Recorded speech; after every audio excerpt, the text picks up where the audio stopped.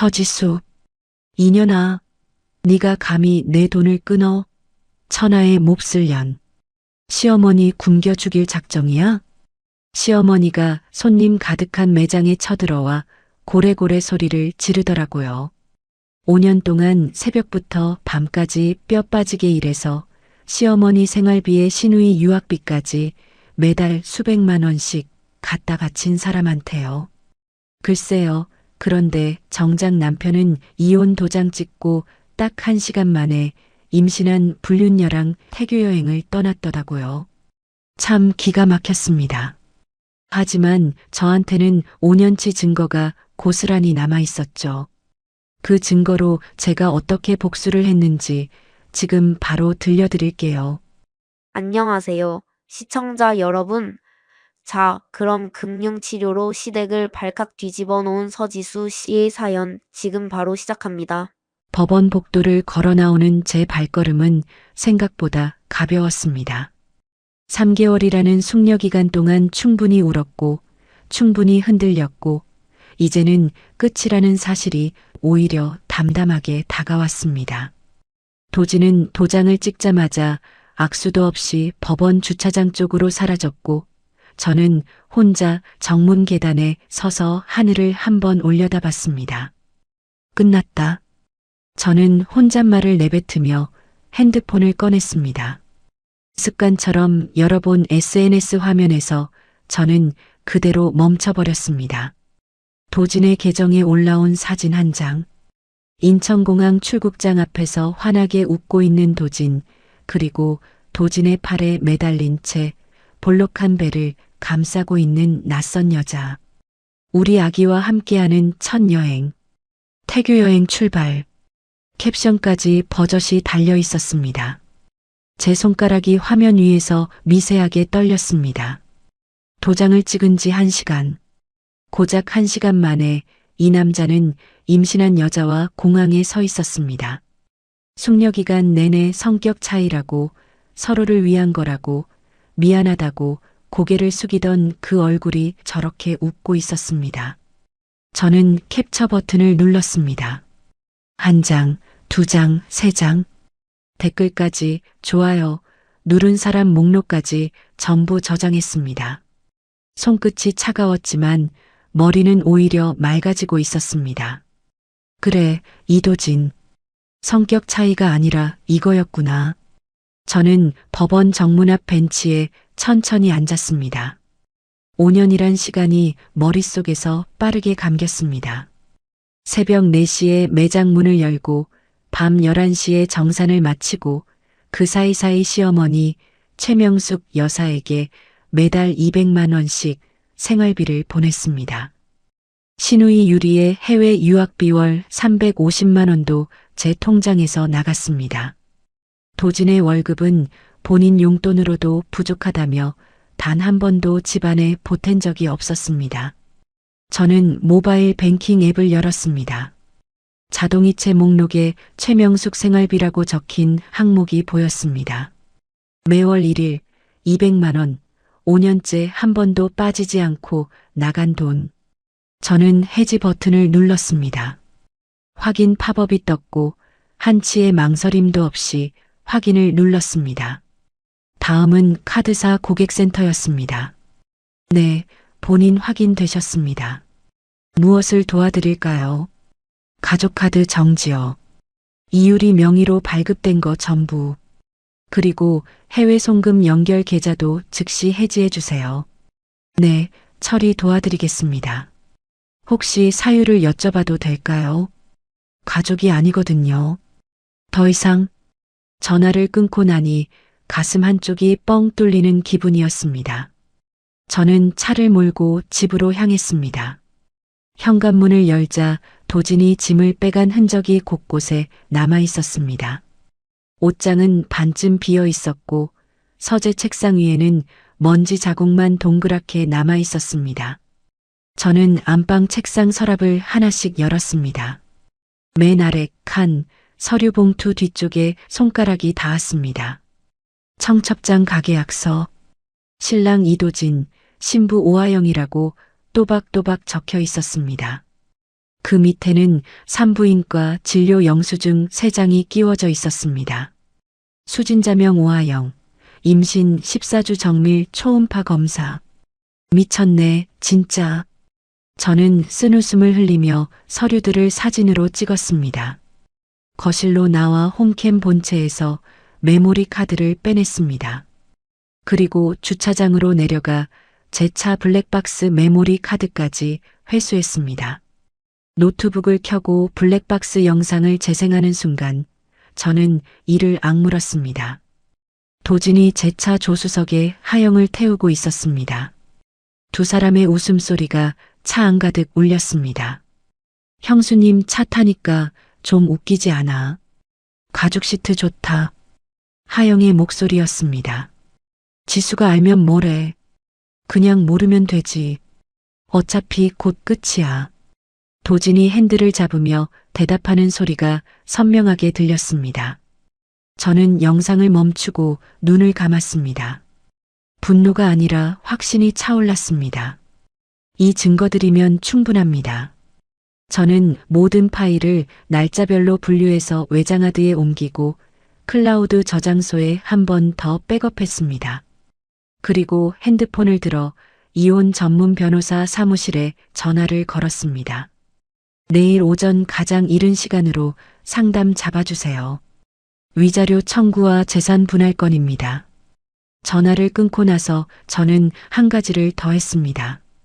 변호사의 사전 안내에 따라 도진의 급여 통장과 퇴직금, 그리고 오하영의 월급 통장에 대한 가압류 신청서를 온라인으로 접수했습니다. 아직 아무도 모릅니다.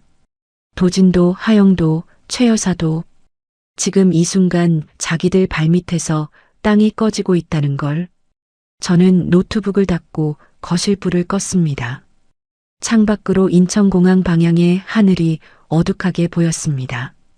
저 비행기 안에서 도진은 샴페인 잔을 들고 있겠죠. 괜찮습니다. 돌아왔을 때 남아있는 게 아무것도 없을 테니까. 다음 날 아침 눈을 뜨자마자 핸드폰 화면이 눈에 들어왔습니다. 부재중 전화 99통. 전부 같은 번호. 시어머니 최명숙 여사. 새벽 5시 47분부터 시작된 전화가 아침 8시까지 쉬지 않고 찍혀 있었습니다. 저는 천천히 몸을 일으켜 주방으로 갔습니다. 커피 캡슐을 머신에 넣고 버튼을 눌렀습니다. 따뜻한 커피가 컵에 채워지는 동안 핸드폰이 또 울렸습니다. 100번째 전화였습니다. 저는 커피를 한 모금 머금고 통화 버튼을 눌렀습니다. 누구세요? 수화기 너머로 거친 숨소리가 터져 나왔습니다. 뭐라고? 누구세요? 인연이 지금 나한테 누구세요라고 했어. 최 여사의 목소리가 쩌렁쩌렁 울렸습니다. 어머니마. 아닌가. 이제 남남이시니까. 최명숙 씨. 아침부터 왜 이러세요? 왜 이러냐고. 돈이 안 들어왔어. 매달 1일에 꼬박꼬박 들어오던 돈이 왜 안 들어와. 아, 그거요. 저는 커피잔을 식탁 위에 내려놓으며 입을 열었습니다. 해지했어요. 어제부로. 뭐? 해지. 내년이 감히가 아니라 당연한 건데요. 저랑 도진 씨 어제 이혼했잖아요. 아드님한테 전화해 보세요. 아, 지금 해외시죠? 임신한 새 며느리랑 태교 여행 가셨더라고요. 전화기 너머가 잠깐 조용해졌습니다. 최 여사가 숨을 들이쉬는 소리가 날카롭게 들렸습니다. 너 지금 무슨 소리를 하는 거야? SNS 한번 보세요. 아드님이 인증샷까지 올려놓으셨던데. 아무튼 저는 더 이상 이댁 사람이 아니니까 그만 좀 떽떽거리세요. 저는 전화를 끊었습니다. 커피가 아직 따뜻했습니다. 한 모금 더 마시고 저는 샤워를 하러 욕실로 들어갔습니다. 샤워를 마치고 나오니 문자 알림이 14개 쌓여 있었습니다. 전부 신우이 유리한테서 온 것이었습니다. 언니 미쳤어. 내 카드 왜 막아? 지금 계산하다가 매장 한복판에서 개망신 당했잖아. 당장 풀어. 야, 서지수. 전화 안 받을 거야. 내가 뭘 잘못했는데. 진짜 죽여버린다. 내 유학비 왜 끊어? 다음 달 기숙사비 못 내면 쫓겨나는 거 알지? 저는 문자를 끝까지 읽지 않고 유리의 번호를 차단 목록에 추가했습니다. 화면에 차단되었습니다라는 문구가 뜨는 걸 확인하고 핸드폰을 가방에 넣었습니다. 오전 10시 저는 변호사 사무실에 도착했습니다. 외장하드와 메모리 카드를 변호사 책상 위에 올려놓았습니다. 블랙박스 녹음에 상간녀 목소리가 선명하게 잡혀 있고요. 홈캠에는 도진이 이 여자를 집에 데려온 정황도 있어요. 산부인과 영수증, 청첩장 가게 약서까지 다 여기 있습니다. 변호사가 파일을 하나씩 확인하며 고개를 끄덕였습니다. 위자료 청구 충분히 가능합니다. 상간녀 오하영 상대로 별도 소송도 함께 진행하시죠. 재산 분할은 의뢰인 쪽 기여도가 압도적이니 방어보다는 공격으로 가겠습니다. 네. 한 푼도 안 줄 겁니다. 저는 위임장에 서명을 하고 사무실을 나왔습니다. 점심을 넘기고 매장에 도착해서 오후 장사를 준비하고 있는데 매장 유리문이 쾅 하고 열렸습니다. 최 여사가 헐레벌떡 뛰어들어왔습니다. 머리카락이 흐트러져 있었고 평소 빼놓지 않던 진주 귀걸이도 한쪽만 달려 있었습니다. 서지수, 이년아, 네가 감히 내 돈을 끊어. 최 여사가 카운터 앞에서 손가락을 들어 제 얼굴을 가리키며 소리를 질렀습니다. 매장 안에 앉아있던 손님 4명이 일제히 고개를 돌렸습니다. 천하의 몹쓸 년. 시어머니 굶겨 죽일 작정이야. 네가 사람이야. 저는 카운터 뒤에 서서 최 여사를 조용히 바라봤습니다. 손님들이 불안한 눈으로 저와 최 여사를 번갈아 쳐다보고 있었습니다. 최명숙 씨, 지금 여기 CCTV 4대가 전부 녹화 중인 거 아시죠? 저는 천장 모서리에 카메라를 손가락으로 가리키며 말했습니다. 그리고 제가 들어오시기 5분 전에 경찰에 신고 넣었어요. 곧 오실 겁니다. 뭐? 경찰. 네가 시어머니를 경찰에 신고해. 최 여사의 얼굴이 불그락푸르락 변했습니다. 시어머니 아닙니다. 어제부로 남남이에요. 여기는 제 사업장이고 지금 하시는 행동은 영업방해예요. 손님들 다 보고 계시잖아요. 바로 그 순간 매장 밖으로 경찰차 사이렌 소리가 들렸습니다. 제복을 입은 경찰관 2명이 문을 열고 들어왔습니다. 신고자 누구십니까? 접니다. 저분이 허락 없이 들어와서 욕설하며 난동 부리고 있어요. 영업방해와 모욕죄로 신고합니다. 최 여사가 경찰관에게 끌려나가면서도 뒤를 돌아봤습니다. 서지수, 두고 봐. 내 아들이 돌아오면 너 가만 안 둬. 저는 대답하지 않았습니다. 매장 직원 민지가 핸드폰을 들어 최 여사가 경찰차에 실려 나가는 모습을 찍고 있었습니다. 동네 사람 서너 명이 매장 앞에 모여서 수군거리고 있었습니다. 저는 흐트러진 카운터 위를 정리하며 직원에게 말했습니다. 민지 씨, 그 영상 나한테도 보내줘요. 네, 사장님. 저는 핸드폰으로 전송받은 영상을 클라우드에 저장했습니다. 그리고 변호사에게 문자 한 통을 보냈습니다. 오늘 매장 난동 영상 확보했습니다. CCTV 원본이랑 같이 보내드릴게요. 며칠 뒤 도진과 하영이 태교 여행에서 돌아왔는지 내용 증명 한 통이 집으로 배달됐습니다.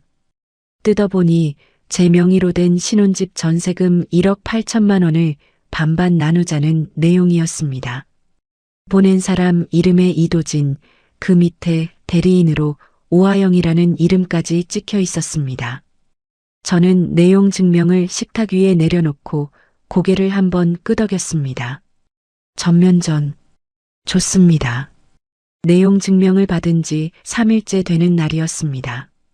매장 문을 열고 오전 준비를 하고 있는데 직원 민지가 허겁지겁 뛰어왔습니다. 사장님, 이것 좀 보세요. 맘카페에 사장님 이야기가 올라왔는데요. 민지가 내민 핸드폰 화면에는 장문의 글이 올라와 있었습니다. 제목은 우리 동네 악처시라 남편 돈 뜯어내고 시어머니 길거리에 내쫓은 여자였습니다. 글쓴이는 도진맘이라는 닉네임이었고 글 내용에는 제가 5년간 남편의 월급을 착복하고 시댁 어르신을 학대했다는 거짓말이 빼곡하게 적혀 있었습니다. 댓글을 내려보니 익명 계정 하나가 제 매장 상호명과 위치를 콕 집어서 달아놓고 있었습니다. 이 가게 맞아요. 저도 아는 분한테 들었어요. 여기 사장 얼굴 알아요. 진짜 인상이 독해 보이더라. 저는 민지의 핸드폰을 돌려주며 입을 열었습니다. 댓글 단 익명 계정, 하영이네. 어떻게 아세요? 글 쓴 문체가 똑같아. 맞춤법 틀리는 데까지 똑같거든. 그날 오후부터 매장 전화가 쉴 새 없이 울렸습니다. 장난 전화였습니다. 받으면 욕을 하거나 끊어버리거나 아무 말 없이 숨소리만 내는 전화가 반복됐습니다.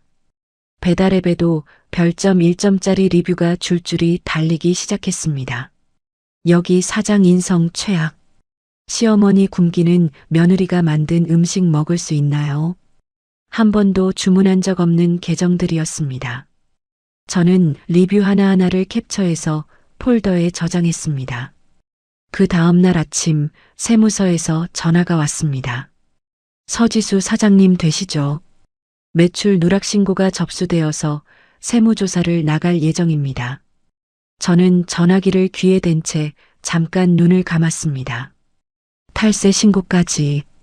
도진이 할 수 있는 가장 비열한 카드를 꺼낸 겁니다. 저는 곧바로 세무대리인 김회계사에게 연락했습니다. 김회계사님, 누가 저를 탈세로 신고했어요.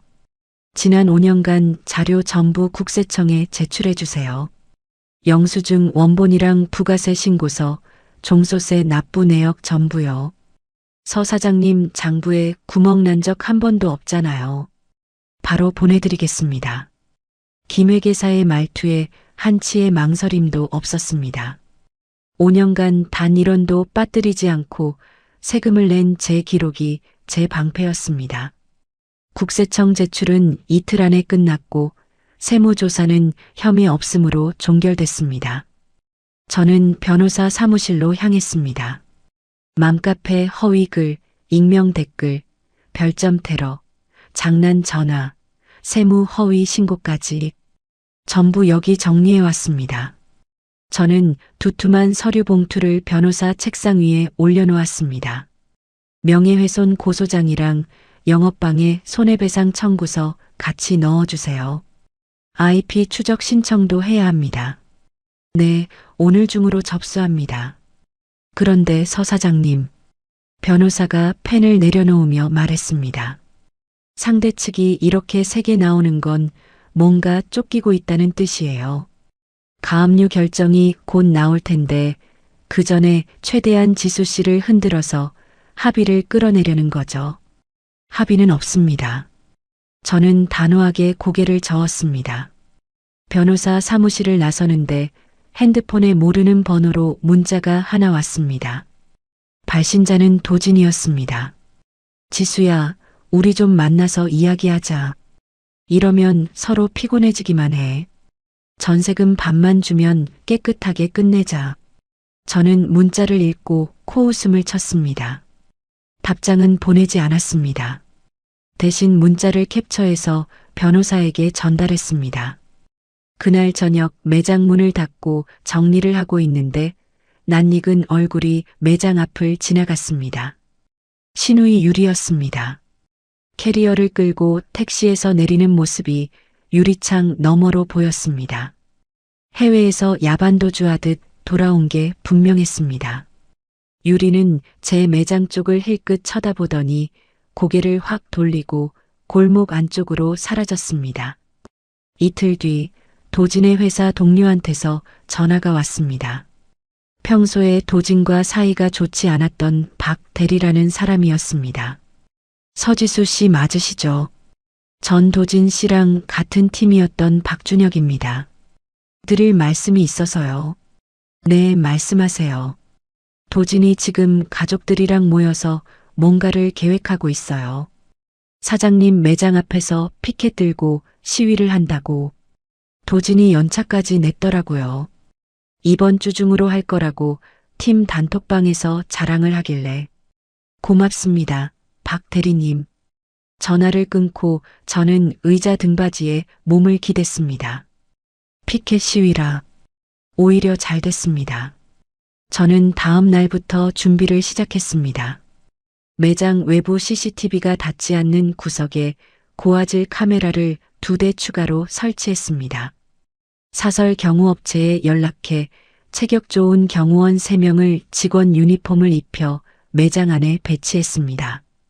관할 경찰서에도 전화를 넣었습니다.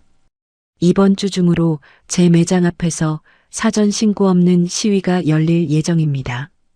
사전에 말씀드리는 겁니다. 경찰 담당자가 접수하겠다고 답했습니다. 저는 매장 안을 둘러봤습니다. 카메라 위치, 경호원 동선, 출입구 잠금 장치, 빠진 것 없이 점검을 마쳤습니다. 이제 기다리기만 하면 됩니다. 이 사람들은 제 앞에서 스스로 무덤을 파줄 겁니다. 다음 날 오전 10시 매장 문을 열자마자 밖이 시끄러워졌습니다. 저는 카운터 뒤에서 유리창 너머를 바라봤습니다. 최 여사가 맨 앞에 서 있었습니다. 손에 들린 피켓에는 빨간 매직으로 악독한 며느리 서지수 사과하라라고 휘갈겨 쓰여 있었습니다. 최 여사 옆에는 유리가 확성기를 들고 서 있었고 그 뒤로 도진과 하영이 팔짱을 낀 채 나란히 서 있었습니다. 하영의 배는 한층 더 불러 있었습니다. 서지수 나와. 서지수 이 도둑년아. 유리가 확성기를 입에 대고 소리쳤습니다. 지나가던 행인들이 하나둘 발걸음을 멈추고 구경하기 시작했습니다. 저는 매장 문 잠금 버튼을 눌렀습니다. 철컥 소리와 함께 자동문이 잠겼습니다. 그리고 카운터 아래 서랍에서 핸드폰을 꺼내 동영상 촬영을 시작했습니다. 창문 너머로 도진의 얼굴이 선명하게 잡혔습니다. 도진은 하영의 어깨에 손을 올린 채 제 매장 간판을 올려다보고 있었습니다. 오빠, 전혀 안 나오는데. 유리가 확성기를 내리며 도진을 돌아봤습니다. 나올 때까지 해. 소리 더 질러. 도진이 턱으로 매장을 가리키며 말했습니다. 최 여사가 피켓을 유리창에 탁탁 두드리기 시작했습니다. 서지수, 내 눈에 흙이 들어가기 전에 나와서 무릎 꿇어. 네가 뺏어간 돈 당장 토해내.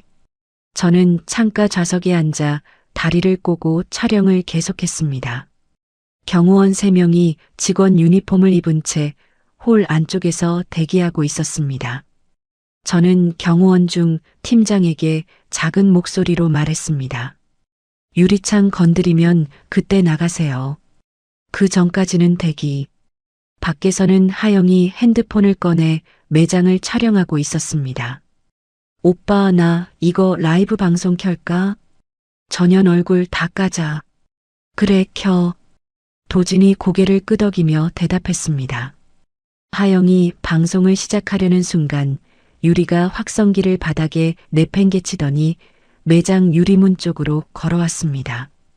야, 서지수. 문 안 열어. 내가 열어줄까? 유리가 주먹으로 유리문을 쾅쾅 내려쳤습니다. 1번, 2번, 3번. 금이 갈 듯한 소리가 매장 안에 울렸습니다. 지금입니다. 제가 말하자 경호원 팀장이 손을 들었습니다. 하지만 그보다 먼저 사이렌 소리가 들렸습니다. 경찰차 2대가 매장 앞 도로에 멈춰 섰습니다. 기동대원 6명이 차에서 내렸습니다. 집회 신고 안 된 불법 시위입니다. 피켓 내려놓고 해산하세요. 경찰관이 확성기로 말했습니다. 최 여사의 얼굴이 하얗게 질렸습니다. 유리가 유리문에서 손을 떼고 뒷걸음질 쳤습니다. 하지만 도진은 달랐습니다. 도진이 경찰을 밀치고 매장 쪽으로 달려왔습니다. 서지수, 나와. 네가 이렇게 할 거야. 나와서 나한테 직접 말해. 도진이 잠긴 유리문을 발로 걷어찼습니다. 저는 잠금을 해제했습니다. 문이 열리자마자 도진이 안으로 뛰어들어왔습니다. 도진의 손이 제 팔을 잡으려 뻗는 순간 경호원 팀장이 도진의 손목을 낚아챘습니다. 손대지 마세요. 경호원이 도진의 팔을 비틀어 바닥으로 눌렀습니다. 도진의 얼굴이 타일 바닥에 찰싹 붙었습니다. 아, 놓으라고. 이게 뭐야? 도진이 바닥에 엎드린 채 발버둥을 쳤습니다. 밖에서 하영이 비명을 질렀습니다. 오빠, 오빠 놔줘요. 임산부 앞에서 이게 뭔 짓이야. 경찰관들이 매장 안으로 들어와 도진의 양팔에 수갑을 채웠습니다. 특수 재물손괴 미수, 폭행 시도 현행범으로 체포합니다. 저는 핸드폰 촬영을 멈추고 경찰관에게 다가갔습니다. 여기 있습니다. 맘카페에 허위글 올린 IP 추적 내역이랑 저 여자가 댓글로 여론몰이한 체증 자료, 그리고 방금 있었던 일 전부 녹화한 영상이요. 밖에 설치한 카메라에도 다 잡혀 있고요. 경찰관이 서류를 받아들며 고개를 끄덕였습니다.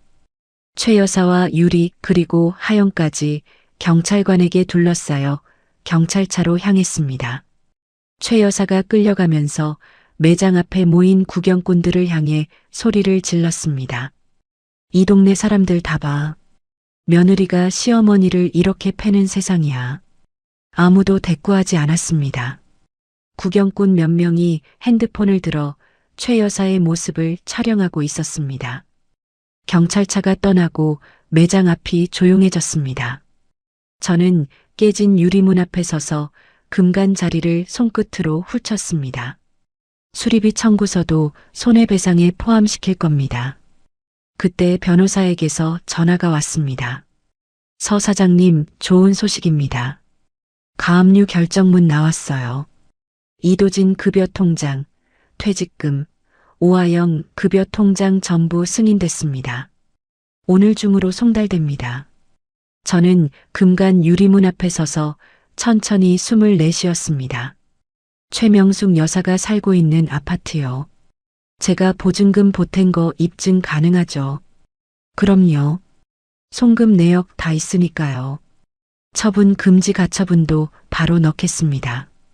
부탁합니다. 전화를 끊고 저는 매장 안으로 돌아왔습니다. 경호원 팀장이 유리문 파편을 쓸고 있었습니다. 수고하셨어요. 오늘 촬영분 전부 USB에 옮겨서 저한테 주세요. 네, 알겠습니다. 저는 카운터에 앉아 노트북을 열었습니다.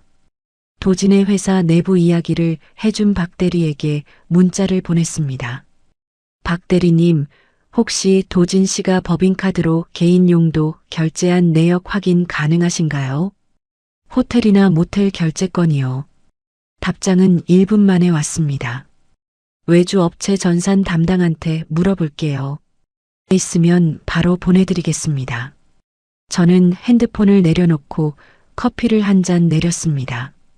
도진의 계좌가 얼어붙고 하영의 월급이 묶이고 최 여사의 아파트의 처분 금지가 걸리면 이 사람들이 설 자리는 어디에도 없습니다. 가압류 결정문이 송달된 다음 날 오전 11시쯤 박 대리에게서 전화가 왔습니다. 서 사장님, 외주 업체 전산 담당한테서 자료 받았습니다. 도진이 법인카드로 모텔 결제한 내역이랑 하영이랑 같이 쓴 호텔 영수증까지 전부 있어요. 지금 메일로 보내드릴게요. 고맙습니다, 박 대리님. 혹시 이것 때문에 불이익 받으시는 건 아니죠? 괜찮습니다.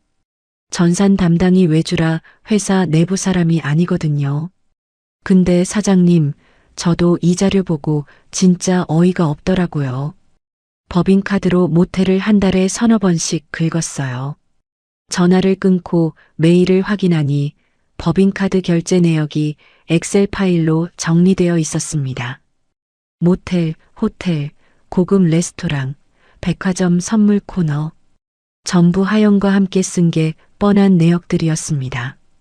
저는 파일을 변호사에게 전달하고 원본은 외장하드에 백업했습니다. 그날 오후 1시경 박 대리에게서 다시 문자가 왔습니다. 사장님, 지금 회사 난리 났습니다. 감사팀이 점심시간 끝나자마자 도진이랑 오하영 긴급 호출했어요. 회의실에 끌려 들어갔습니다. 저는 매장 카운터에 앉아 문자를 읽으며 커피잔을 내려놓았습니다. 가압류가 걸리면 회사 격리팀에 통보가 갑니다. 직원 급여에 가압류가 들어왔으니 회사에서 뭔가 이상하다고 들여다본 거겠죠. 거기에 법인카드 사적 사용 내역까지 내부 감사에서 포착한 모양이었습니다. 이어서 두 번째 문자가 왔습니다. 블라인드에 도진이 법인카드로 모텔 결제한 영수증이랑 오하영 초음파 사진 올라왔어요. 사내 전체가 뒤집혔습니다. 감사팀 조사 들어간 거 보고 누군가 올린 것 같은데 아마 전산 외주 쪽 사람인 것 같습니다. 저는 문자를 읽고 고개를 끄덕였습니다. 자료를 넘겨준 외주 업체 전산 담당이 감사팀 소식을 듣고 자기 나름대로 움직인 모양이었습니다. 제가 시킨 일은 아니지만 도진이 뿌린 씨앗을 도진이 거두는 것뿐이죠. 그날 저녁 박 대리에게서 다시 연락이 왔습니다. 이번에는 전화였습니다. 서 사장님, 도진이 잘렸어요. 권고사직 통보받았는데 사실상 해고나 마찬가지입니다. 회사에서 법인카드 횡령으로 형사 고소까지 한다고 하더라고요. 오하영은요? 아직 징계 절차 중인데 부서 사람들이 대놓고 오하영 앞에서 수군대니까 오하영이 회의실에서 도진한테 전화해서 난리를 쳤대요. 복도까지 소리가 들렸다고. 무슨 소리를 했는데요? 이도진, 너 때문에 내 인생이 이 꼴이 된 거야. 어떻게 할 거야? 어떻게 할 거냐고. 뭐 이런 식으로 울면서 악을 썼다고 합니다. 전화를 끊고 저는 매장 정리를 시작했습니다. 불이 꺼진 매장 안에 혼자 앉아 있으니 조용했습니다.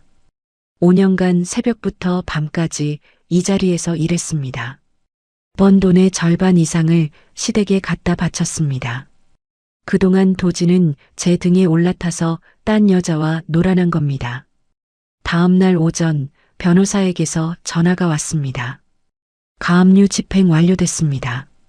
이도진, 오하영 전 계좌 동결이요. 퇴직금도 묶였고요. 최명숙 여사 아파트 처분 금지 가처분도 결정 나왔습니다. 빠르네요. 증거가 워낙 확실하니까요. 법원에서도 바로 승인했어요. 저는 전화를 끊고 잠깐 창밖을 바라봤습니다. 도진의 계좌가 얼었습니다. 하영의 월급도 한 푼 못 뽑습니다. 최 여사의 아파트도 팔 수 없습니다. 며칠 뒤 흥신소 직원에게서 사진이 한 장 전달됐습니다.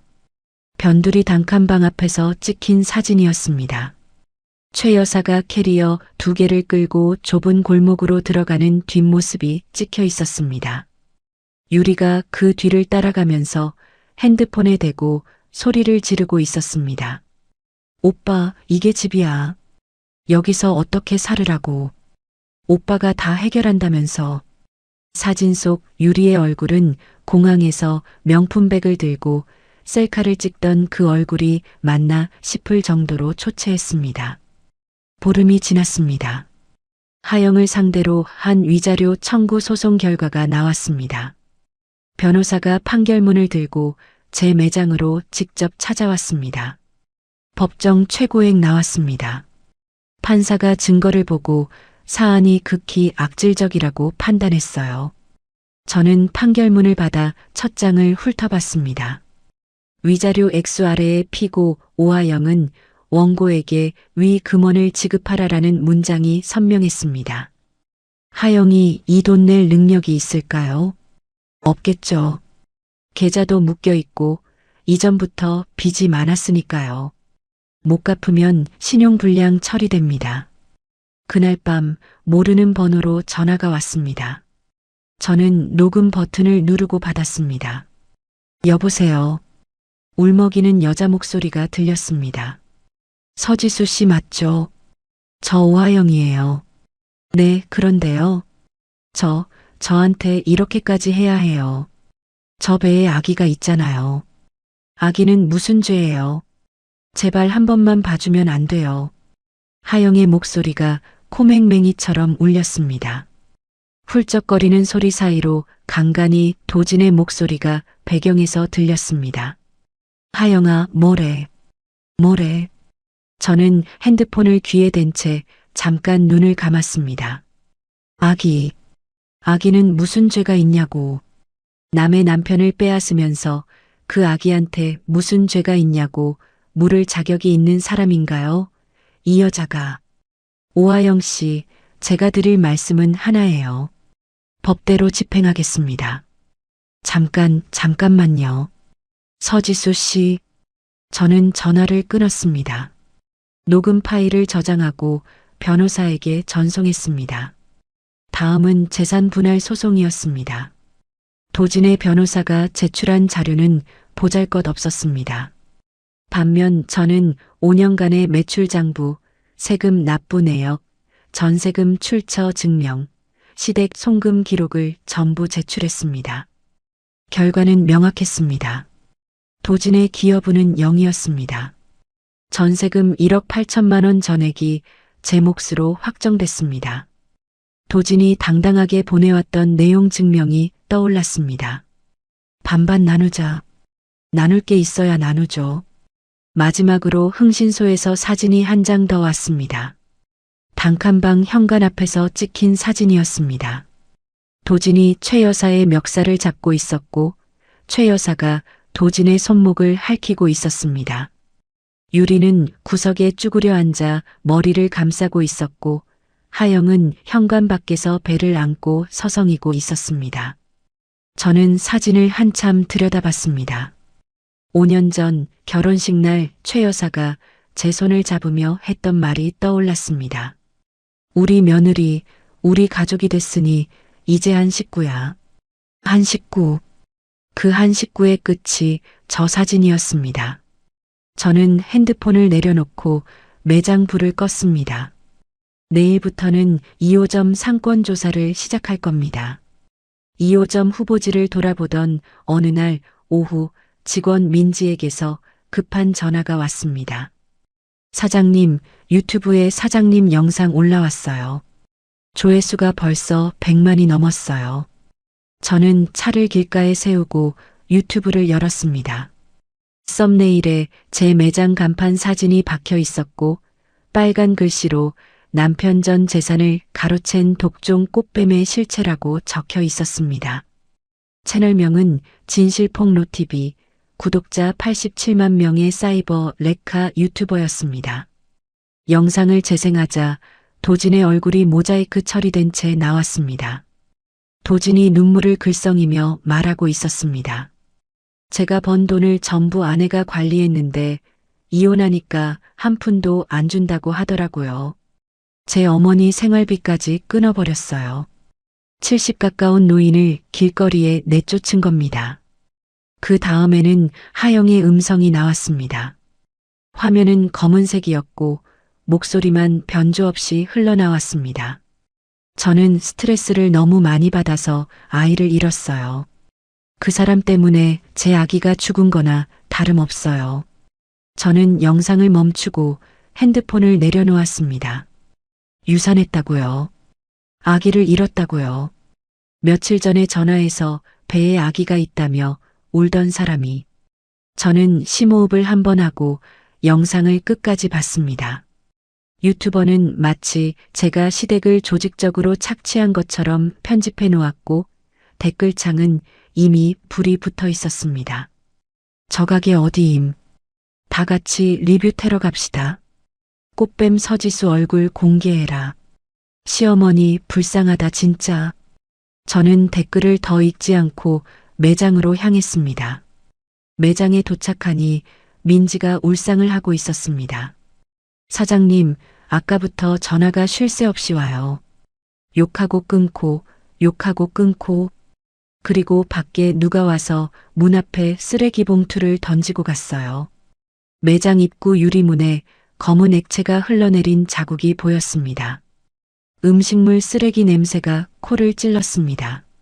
민지 씨, CCTV 확인해서 투척한 사람 얼굴 캡처해놔요.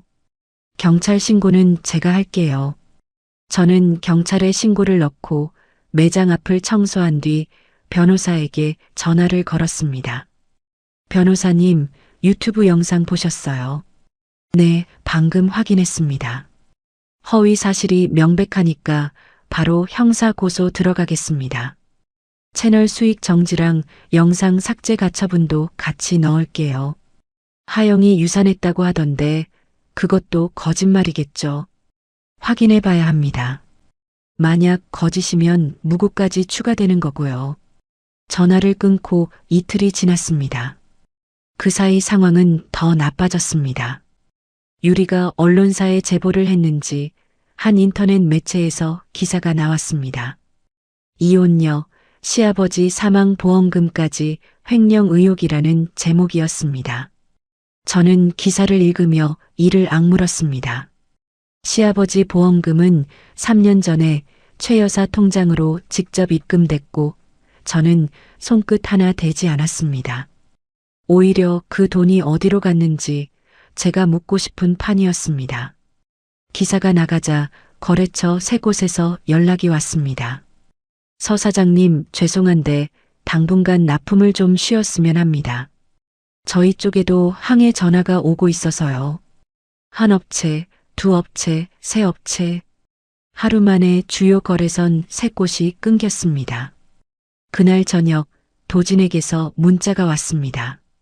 지수야, 하영이 고소 취하하고 위자료 탕감해줘. 그러면 유튜브 영상 내려줄게. 이게 마지막 기회야. 서로 깔끔하게 끝내자. 저는 문자를 캡처했습니다. 협박성 거래 제한. 이것도 증거입니다. 다음 날 단골 손님 한 분이 매장에 들어오다가 멈칫했습니다. 사장님, 인터넷에 떠도는 거 사실이에요. 시어머니 보험금 가져간 거 아닙니다. 전부 거짓이에요. 그래요. 나는 사장님 믿는데 동네 사람들이 수군대더라고요. 그 손님이 나간 뒤 저는 빈 매장에 혼자 앉아 있었습니다. 의심의 눈초리. 5년간 이 동네에서 쌓아온 신뢰가 가짜 뉴스 하나에 흔들리고 있었습니다. 그때 변호사에게서 문자가 왔습니다. 서 사장님, 하영 측에서 경찰의 상해 혐의로 고소장 접수했습니다. 유산 진단서를 증거로 첨부했고요. 소환 통보 나올 겁니다. 저는 문자를 2번 읽었습니다. 상해 혐의. 제가 하영에게 손가락 하나 댄 적이 없는데 유산을 제 탓으로 돌려서 역고소를 한 겁니다. 저는 핸드폰을 식탁 위에 내려놓고 잠시 천장을 올려다봤습니다. 울고 싶지 않았습니다. 울면 지는 겁니다. 저는 노트북을 열고 메모장을 켰습니다. 하영이 진단서를 냈다는 병원 이름을 적었습니다. 시아버지 보험금 지급 내역을 요청할 보험사 고객센터 번호를 적었습니다. 사이버 레카 유튜버의 채널명과 영상 URL을 적었습니다. 하나하나 적어 내려가니 해야 할 일이 선명해졌습니다. 이 사람들이 파놓은 함정을 제가 직접 뒤집을 겁니다. 거짓말은 증거 앞에서 버틸 수 없으니까요. 경찰 소환 통보를 받은 다음 날 저는 아침 9시에 하영이 진단서를 발급받았다는 병원을 찾아갔습니다. 접수 창구에서 병원장 면담을 요청하자 30분쯤 기다린 뒤 원장실로 안내를 받았습니다. 원장님, 이 진단서가 이 병원에서 발급된 게 맞는지 확인 부탁드립니다. 저는 변호사를 통해 확보한 하영의 진단서 사본을 내밀었습니다. 원장이 안경을 고쳐 쓰고 서류를 들여다봤습니다. 10초도 안 돼서 원장의 미간에 주름이 잡혔습니다. 이거 우리 병원 직인이 아닌데요. 모양이 비슷하게 만들었는데 여기 테두리 서체가 다릅니다. 위조된 문서입니다. 그 내용을 서면으로 받을 수 있을까요? 물론이죠. 우리 병원 명의가 도용된 거니까 저희도 가만히 있을 수 없습니다. 원장이 직접 서명한 진술서를 받아들고 병원을 나왔습니다. 차에 올라타 다음 목적지로 향했습니다. 보험사 고객센터였습니다. 창구에서 시아버지 이름과 사망일자를 대고 보험금 지급 내역서를 요청했습니다. 제가 수익자도 수령자도 아니었기 때문에 변호사가 미리 법원에서 받아둔 사실조회 허가서를 제출했습니다. 40분 뒤 출력된 서류를 보니 보험금 전액이 최명숙 명의 계좌로 입금된 기록이 선명했습니다. 저는 거기서 한 발 더 나갔습니다. 최 여사 계좌의 출금 내역을 추적한 자료를 변호사가 이미 확보해 놓고 있었습니다. 보험금 5천만 원 중 3천만 원은 사설 도박장으로 빠져나갔고 나머지 2천만 원은 유리 명의의 해외 카드 결제 대금으로 사라져 있었습니다. 제 손에는 단 1원도 거쳐간 적이 없었습니다. 오후 2시 저는 변호사 사무실에 모든 자료를 펼쳐놓았습니다. 병원장 진술서, 보험금 지급 내역, 최 여사 계좌 출금 내역. 전부 여기 있습니다. 완벽하네요. 사이버 레카 유튜버 형사 고소는 이미 접수됐고 오늘 이걸로 하영 무고 혐의까지 추가합니다. 사문서 위조도 들어가고요. 언론사 쪽은요. 주요 매체 팩트체크 부서에 자료 보낼 준비 다 됐습니다. 도진의 횡령해고 증명서, 하영의 위조 진단서, 시댁 자금 유용 내역 통째로 넘기면 됩니다. 사장님이 승인만 해주시면요. 보내세요. 이틀 뒤 기사가 터졌습니다. 꽃뱀 논란의 진실, 전 남편 일가의 조직적 조작극 드러나라는 제목이 포털 메인에 걸렸습니다. 도진의 공금 횡령 해고, 하영의 진단서 위조, 최 여사의 도박 탕진, 유리의 유학비 유용까지 전부 팩트체크 기사로 정리되어 나왔습니다. 댓글 분위기가 하루 만에 뒤집혔습니다. 서지수 씨가 피해자였네. 레카 유튜버 구독 취소한다. 시댁 일가족이 사기꾼이었구나. 소름 돋는다. 매장 어디임? 가서 사 먹어야겠다. 그리고 사흘째 되는 날 사이버 레카 유튜버가 자기 채널에 해명 영상을 올렸습니다. 하지만 해명이 아니라 폭로였습니다. 저한테 돈을 입금하고 영상 제작을 의뢰한 사람들이 있습니다. 카카오톡 대화 내역 공개합니다. 유튜버가 화면에 띄운 대화 내용에는 도진이 보낸 메시지가 고스란히 담겨 있었습니다. 형, 이 여자 인생 끝장내주세요.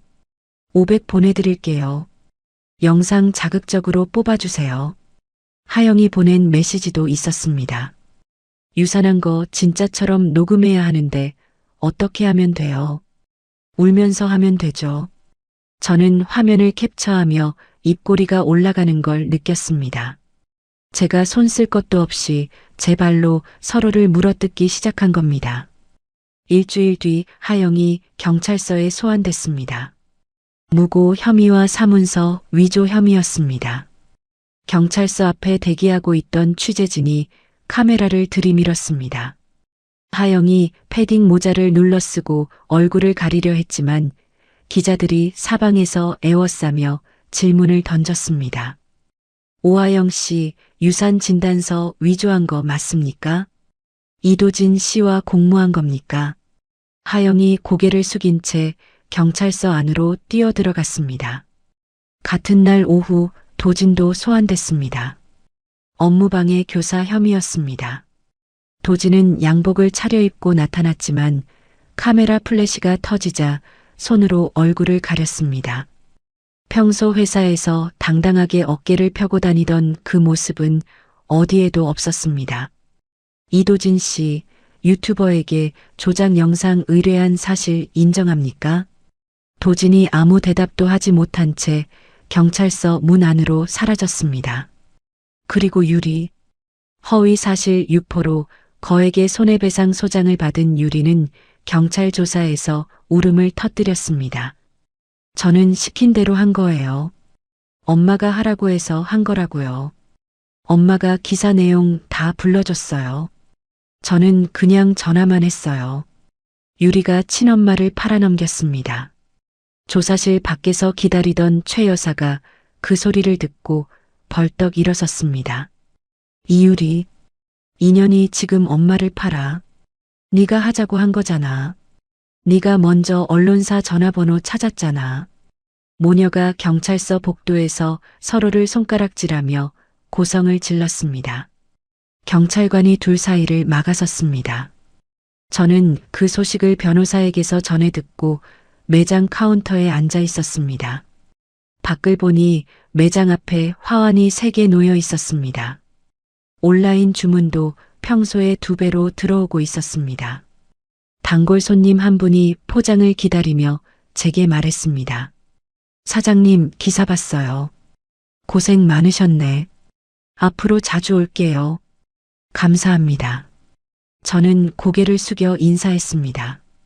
핸드폰에 변호사의 문자가 하나 더 떠 있었습니다. 유튜버 채널 수익 정지 결정 나왔고 영상 삭제 가처분도 인용됐습니다. 내일이면 영상 내려갑니다.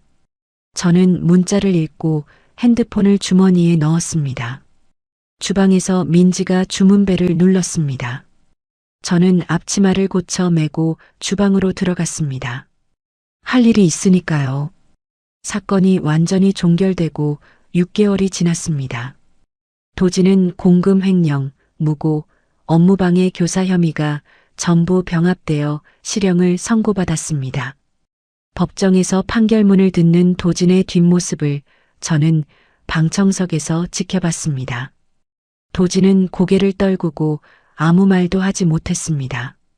교도관이 도진의 양팔을 잡고 법정 밖으로 데려갈 때 도진이 한번 뒤를 돌아봤습니다. 저와 눈이 마주쳤지만 저는 아무 표정도 짓지 않았습니다. 하영은 위자료와 형사 벌금을 단 한 푼도 낼 능력이 없었습니다. 개인 파산을 신청했지만 위자료 채무는 파산으로도 면제되지 않았습니다. 신용불량자의 전과자. 하영의 이름 석자 뒤에는 평생 그 꼬리표가 따라다닐 겁니다. 유리는 경찰 조사가 끝난 뒤 최 여사와 함께 단칸방으로 돌아갔습니다. 그런데 한 달도 안 돼서 흥신소를 통해 소식이 들려왔습니다. 유리가 도진이 단칸방 장롱 구석에 숨겨둔 비상금 봉투를 훔쳐서 도망치려다 최 여사한테 현관에서 덜미를 잡혔다고 했습니다. 이년아, 내 오빠 돈 들고 어디를 가려고. 나, 엄마야말로 맨날 술만 처마시면서 뭘 한 게 있어.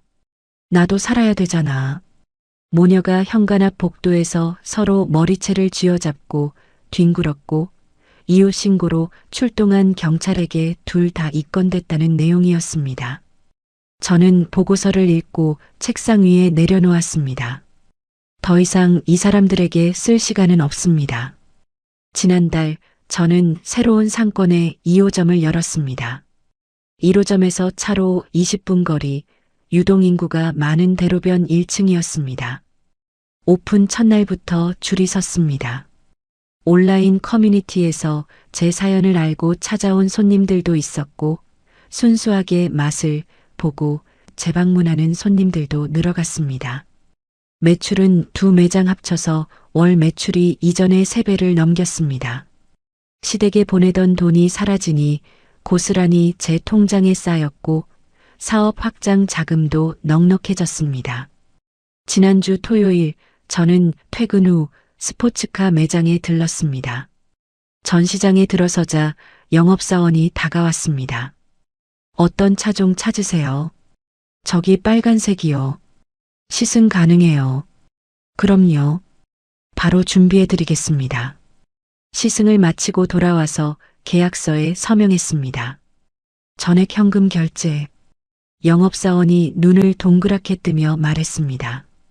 현금 완납이시라니 대단하십니다. 열심히 벌었으니까요. 차 인도는 다음 주였습니다. 전시장을 나오면서 저는 오랜만에 입꼬리가 올라가는 걸 느꼈습니다. 오늘 아침 매장에 출근해서 오전 준비를 하고 있는데 핸드폰에 스팸함 알림이 떴습니다. 열어보니 도진에게서 온 옥중 편지 내용을 누군가 사진으로 찍어 보낸 것이었습니다. 지수야, 내가 잘못했다. 한 번만 면회 와줘. 부탁이야. 바로 밑에는 최 여사에게서 온 문자도 걸러져 있었습니다. 지수야, 나 명숙이야. 요즘 먹을 것도 없어. 10,000원만 보내줘. 제발. 저는 2개의 메시지를 1초도 고민하지 않고 영구 삭제를 눌렀습니다. 휴지통 비우기까지 누르고 핸드폰을 카운터 위에 내려놓았습니다. 민지가 주방에서 고개를 내밀며 물었습니다.